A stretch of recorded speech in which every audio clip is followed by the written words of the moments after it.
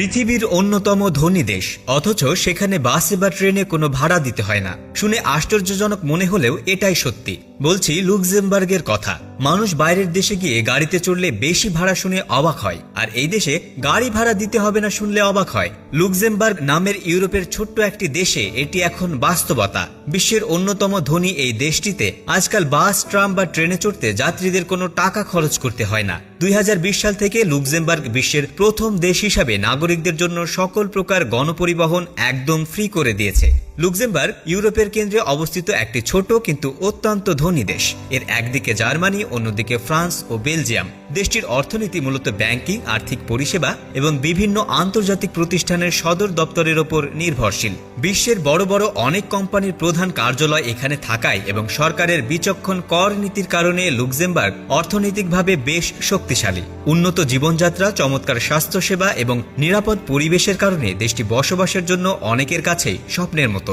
আর এই অর্থনৈতিক সচ্ছলতায় লুক্সেমবার্গকে এমন একটি যুগান্তকারী পদক্ষেপ নিতে সাহায্য করেছে যা বিশ্বের আর কোনো দেশ এর আগে করে দেখাতে পারেনি। কিন্তু প্রশ্ন হলো, কেন লুক্সেমবার্গ এই ধরনের একটি পদক্ষেপ নিল? এর পেছনে বেশ কয়েকটি কারণ রয়েছে। প্রথমত, দেশটির সরকার চেয়েছে রাস্তা থেকে ব্যক্তিগত গাড়ির সংখ্যা কমাতে। লুক্সেমবার্গে মাথাপিছু গাড়ির সংখ্যা ইউরোপীয় ইউনিয়নের দেশগুলোর মধ্যে অন্যতম সর্বোচ্চ।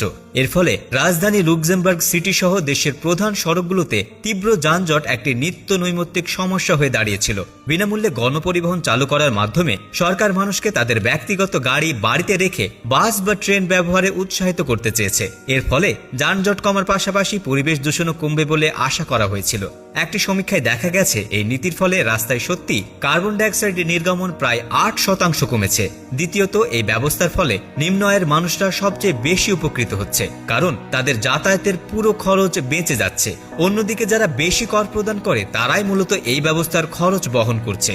লুক্সেমবার্গের তৎকালীন উপপ্রধানমন্ত্রী ফ্রঁসোয়া বাউস বলেছিলেন, এটি একটি দারুণ সামাজিক পদক্ষেপ, কারণ যারা কম কর দেন তারা বিনামূল্যে এই সুবিধা পাচ্ছেন, আর যারা বেশি কর দেন তারা তাদের সামান্য বেশি খরচ করতে হচ্ছে। এই ব্যবস্থাটি চালু করতে সরকারকে প্রতি বছর অতিরিক্ত 41 মিলিয়ন ইউরো খরচ করতে হয়। তবে গণপরিবহন ব্যবস্থা চালু রাখতে সরকারের যে বিশাল খরচ হয় তার তুলনায় এই অঙ্কটি খুবই কম। টিকিট বিক্রি থেকে যেই আয় হতো তা মোট খরচের মাত্র 10%-এরও কম ছিল।